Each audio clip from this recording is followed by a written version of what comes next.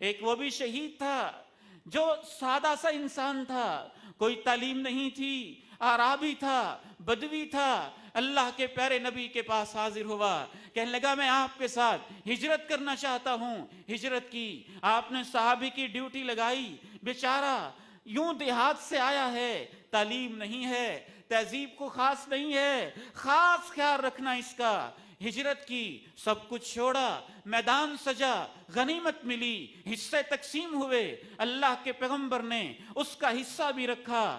جب وہ واپس آیا، وہ صحابہ کی بکریاں چرا دیتا تھا، اس طرح کے کام کر دیتا تھا جیسے کوئی جہاں فٹ ہوتا تھا۔ اللہ کے پیغمبر اپنے صحابی کو وہیں فٹ کر دیتے تھے، لیکن مقام تو اللہ کے ہاں بنتے ہیں، جنازے کے دن خاص عزتیں ملتی ہیں، وہ سب کچھ بدل جاتا ہے، ایک نیا جہاں، ایک نیا قانون۔ اس لیے اعرابی واپس آیا بکریاں چرا کے، صحابہ نے کہا یہ آپ کا حصہ ہے۔ میرا حصہ کہاں سے؟ تم نے جہاد کیا تھا، مال غنیمت ملا تھا، وہ اللہ کے پیغمبر نے تقسیم کیا تھا، حلال ہے، طیب ہے، اللہ کے پیغمبر نے خود آپ کے لیے رکھا ہے۔ کہنے لگا اچھا، مال اٹھایا، اللہ کے پیارے نبی کے پاس پہنچ گیا۔ کیا سادہ انسان تھا، کیا عظیم شخص تھا، کیا اخلاص تھا اس میں، کیا للہیت تھی۔ ما علی ھذا اتبعتک، اے اللہ کے پیارے نبی، میں نے اپنے بیوی بچوں کو اس مال کی خاطر تو نہیں چھوڑا تھا، میں نے اپنا سب کچھ اس مال کے لیے تو نہیں چھوڑا تھا، مجھے اس کی کوئی ضرورت نہیں۔ فرمایا کیا چاہتے ہو؟ کہنے لگا میں تو اس لیے آیا تھا کہ میں اللہ کی راہوں میں نکل آیا ہوں، آپ کی قیادت ہوگی، کوئی تیر آئے گا یہاں پہ لگے گا، میں شہید ہو جاؤں گا، اللہ پوچھے گا کیا کر کے آئے ہو، میں کہوں گا تیری راہوں میں شہید ہو کے آیا ہوں۔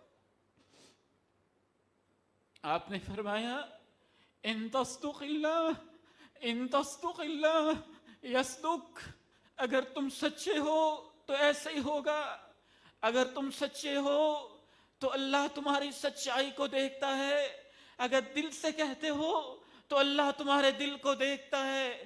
میدان سجتا ہے، میدان لگتا ہے، معرکہ برپا ہوتا ہے، وہ اعرابی میدانوں میں اترتا ہے، اور بعد میں آپ دیکھتے ہیں، لاشیں دیکھتے ہیں، جہاں اس نے انگلی سے اشارہ کیا تھا وہیں پہ اس کو تیر لگا ہوتا ہے۔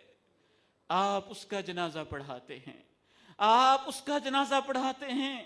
جنازے کے دن زندگیاں یاد آتی ہیں، جنازے کے دن عزتیں ملتی ہیں، جنازے کے دن خدمات یاد آتی ہیں، جنازے کے دن سابقہ ماضی کی عکاسی ہوتی ہے۔ اس کے جنازے کے لیے آپ کھڑے ہو جاتے ہیں اور اس کے جنازے میں سپیشل الفاظ کہتے ہیں، ان ھذا عبدک خرج مہاجرا فی سبیلک، اے اللہ یہ تیرا بندہ ہے، تیری خاطر نکلا تھا، سب کچھ اس نے چھوڑا تھا، تیری راہوں میں شہید ہوا ہے، اے اللہ میں تیرا پیغمبر گواہی دیتا ہوں یہ تیری راہوں میں شہید ہوا ہے، یہ تیری راہوں میں شہید ہوا ہے۔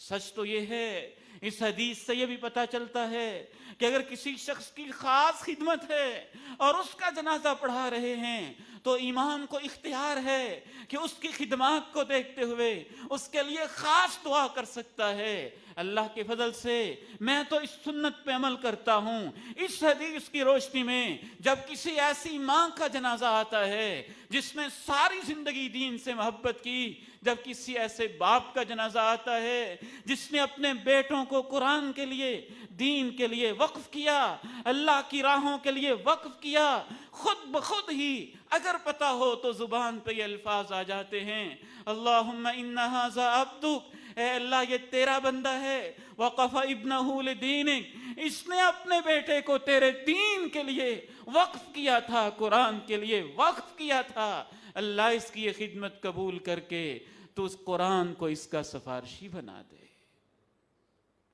تو پہلا شخص جس کو عزت ملتی ہے جو دنیا میں رہتے ہوئے اللہ اور اس کے رسول سے محبت کرتا رہا اس کو خاص عزت ملتی ہے۔ جنازے والے دن دوسرا شخص جو اللہ کی راہوں میں نکلا، جہاد فی سبیل اللہ میں نکلا، آج یہ جذبہ ہے جو امت کے اندر بیدار کرنے کی ضرورت ہے۔ مسلمانوں کے 60 کے قریب ممالک، لاکھوں کی افواج، ان کے بڑے بڑے ستارے لگانے والے افواج کے سربراہ اللہ کے قرآن کی روشنی میں مسئلہ فلسطین پہ ظلم و ستم ہو تو اس امت کے تمام افواج کے سربراہوں پہ فرض ہو جاتا ہے کہ وہ مذمت پہ اکتفا نہ کریں، بیانات پہ اکتفا نہ کریں۔ یہ ساری امت اپنا سارا کچھ تمہارے اوپر اس لیے تو قربان نہیں کرتی کہ تم بھی چند ایک بد دعائیں کر دو اور مذمتی بیان جاری کر دو۔ ان کے اوپر اور امت پہ پھر جہاد فرض ہوتا ہے، قتال فرض ہوتا ہے، میدانوں میں نکلنا فرض ہوتا ہے، اس کا اعلان فرض ہوتا ہے۔